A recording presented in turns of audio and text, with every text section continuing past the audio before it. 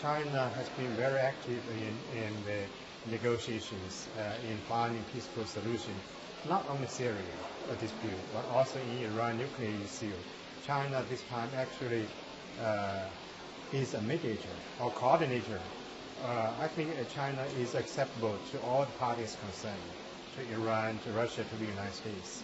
To my knowledge, there were several rounds of dialogue, among the parties concerned related to the Iranian nuclear issue, and China changed a little bit its attitude to be more active at this time because China's position, China's policy toward the regional affairs more acceptable to all parties concerned.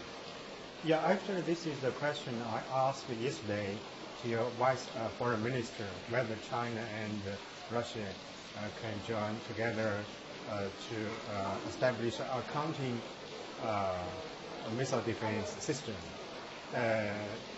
He didn't give me a direct answer.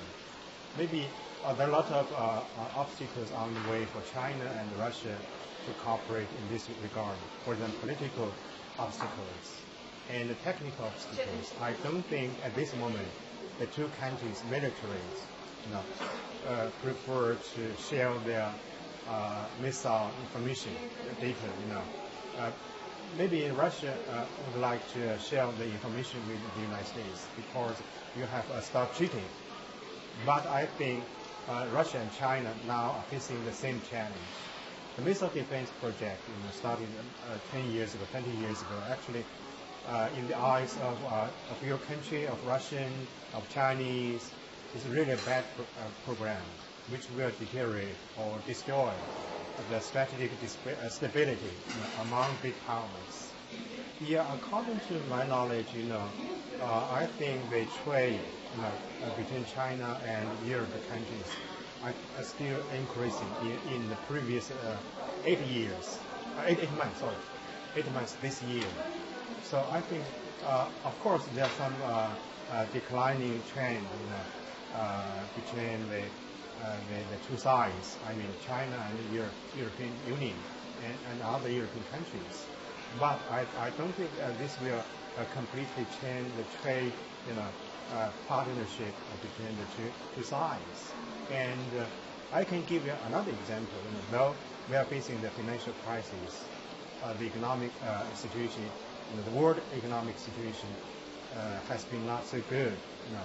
But our trade with our neighboring countries, with Japan, we are now suffering the island dispute, during the previous year. But the trade between the two countries is still increasing, even today. There are a lot of seminars and workshops and a lot of ideas whether China should give financial support, economic support to the financial crisis zone, especially the European countries. But I think so far the Chinese government has been very cautious toward these ideas. This year is a power transition year in the world, not only in China. You finished your power transition, from the prime minister to the president, and the United States will have a new election this November, and we are going to have the parties conference next month. So the power transition, I think, in China will not affect our policy, our strategy, to focus our attention to develop its economy, to have a good neighborhood with all the neighboring countries, and to have a stable relations with large countries, with the United States, with European countries.